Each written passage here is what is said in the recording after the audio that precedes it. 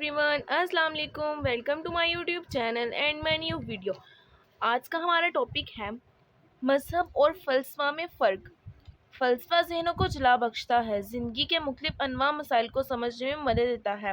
Matthew آرلن کے خیال کے مطابق مذہب جذبات امیز اخلاق کا نام ہے۔ پوری بک میں میتھو آرلنڈس اور ایچ ایچ ٹائٹس نے صرف ایک ہی تعریف بیان کی ہے، ان کا صرف ایک ہی خیال ہے پوری بک میں، تو اس میں آپ کو کنفیوژن نہیں ہوگی۔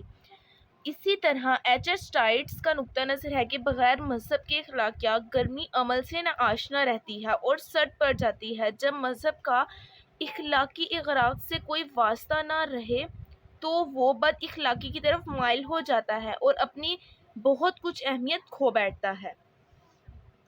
آگے آ جاتا ہے، مذہب اور فلسفہ ایک دوسرے سے منسلک اور مربوط ہونے کے باوجود بھی مقامات پر اختلافات پاتے ہیں۔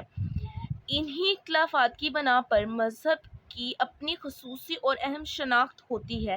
یہ شناخت ہی مذہب کو فلسفے سے الگ نظام میں تقسیم کر دیتی ہے۔ مذہب اور فلسفہ میں اختلافات درج ذیل نکات پر پایا جاتا ہے۔ نظری اور عملی فرق، یہ شارٹ کوسچن میں بہت زیادہ رپیٹ ہوتا ہے تو آپ نے اس کو بہت اچھے سے لرن کرنا ہے۔ نظری اور عملی فرق، فلسفہ خالصتاً نظری علم ہوتا ہے۔ فلسفے میں تفکرات اور نظریات بیان کیے جاتے ہیں، جبکہ مذہب میں نظریے کو عملی جامہ پہنایا جاتا ہے۔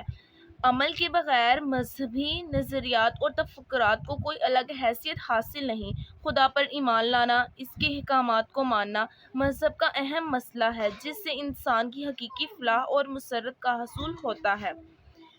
آگے آ جاتا ہے فرائض کی ادائیگی۔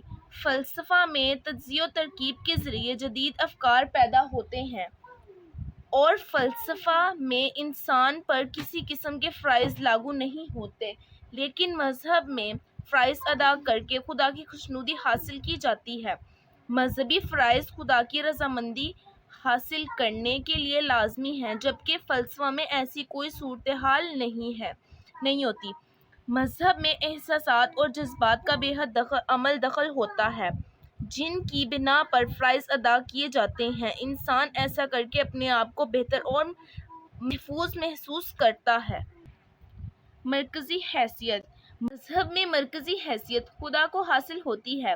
خدا کے دیے ہوئے احکامات اور ہدایت پر عمل کیا جاتا ہے، لیکن فلسفے میں مرکزی حیثیت فلسفیانہ استدلال کو حاصل ہوتی ہے۔ فلسفیانہ افکار سے مزید افکار جنم لیتے ہیں، اس میں کسی کے احکامات پر عمل کرنے کی تلقین نہیں کی جاتی۔ یک رنگی، مذہبی احکامات صرف ایک ہی انداز کے ہوتے ہیں، یعنی کسی ایک موضوع پر ایک ہی نقطہ نظر بیان کیا جاتا ہے، اس کو صرف ماننا ہوتا ہے، رد کرنے کا اختیار نہیں ہوتا۔ لیکن فلسفے میں ایک ہی موضوع پر مختلف نقطہ ہائے نظر پیش کیے جاتے ہیں، ایک فکر کو رد کر کے نیا فکر پیش کر دیا جاتا ہے۔ اس طرح بعض اوقات ایک ہی عنوان یا موضوع کو مختلف فلسفیوں نے بیک وقت مختلف انداز میں الگ الگ بیان کیا ہے، جبکہ مذہب میں افکار کی یک رنگی پائی جاتی ہے۔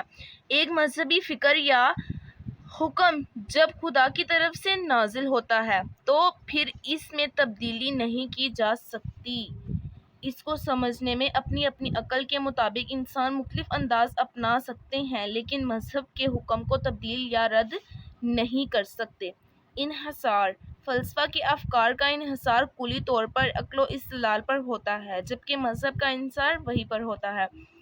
عقل اور وحی دونوں ایک دوسرے سے مختلف ہیں۔ وحی پیغمبر پر خدا کی طرف سے نازل ہوتی ہے، لیکن عقلی استدلال انسانی تفکر کا نتیجہ ہوتے ہیں۔ تسلیم و رضامندی، مذہب میں وحی سے حاصل شدہ احکامات کی صداقت کو تسلیم کیا جاتا ہے، جبکہ فلسفہ عقل کے ذریعے قائم کردہ افکار کا تجزیہ کرتا ہے اور تنقید کر کے رد قبول کے عمل سے گزرتا ہے، اس کی صداقت اور حقیقت کی تصدیق کرتا ہے یا تردید۔ روحانی پہلو، مذہب میں انسان اور کائنات کے اخلاقی اور روحانی پہلو پر زور دیا جاتا ہے، کیونکہ اخلاقی احکامات پر عمل کر کے انسان روحانی میدان میں آسودگی حاصل کرتا ہے، اسے اطمینان قلب میسر آتا ہے، جبکہ فلسفہ میں تشکیک کو اپنایا جاتا ہے۔ عقل و دانش کی بنیاد پر فلسفیانہ افکار قائم کیے جاتے ہیں اور ان کی عقلی توجیہات پیش کی جاتی ہیں۔ فلسفہ میں روحانی پہلو نہیں پایا جاتا، یہ آپ لکھنا چاہیں تو ویل اینڈ گڈ۔ اور یہ بھی بہت زیادہ شارٹ کوسچن میں آتا ہے۔ اس کے بعد جذبات و احساسات، مذہبی احکامات میں جذبات و احساسات کا بے حد عمل دخل ہوتا ہے۔ خدا پر ایمان اور اس کی خوشنودی رضامندی کے لیے عبادت میں مذہبی جذبات کا اہم کردار ہوتا ہے۔ جذبات و احساسات کی تسکین ہوتی ہے، لیکن فلسفہ میں افکار و نظریات کو عقلی استدلال پر پرکھا جاتا ہے۔ اس میں کسی کی خوشنودی یا جذبات کی تسکین درکار نہیں ہوتی۔ اساس، مذہب کی اساس بعض نظریات و عقائد پر ہوتی ہے، انہی پر مذہب کی پوری عمارت تعمیر کی جاتی ہے، جبکہ فلسفہ میں ایسا نہیں ہوتا۔ فلسفہ کسی بھی نقطہ نظر کو محض فرض کر کے آگے نہیں بڑھاتا، بغیر عقلی دلیل اور شواہد کے کسی فکر کو تسلیم نہیں کرتا۔ یعنی مذہب اور فلسفہ دونوں کی اساس یا بنیاد میں فرق ہے۔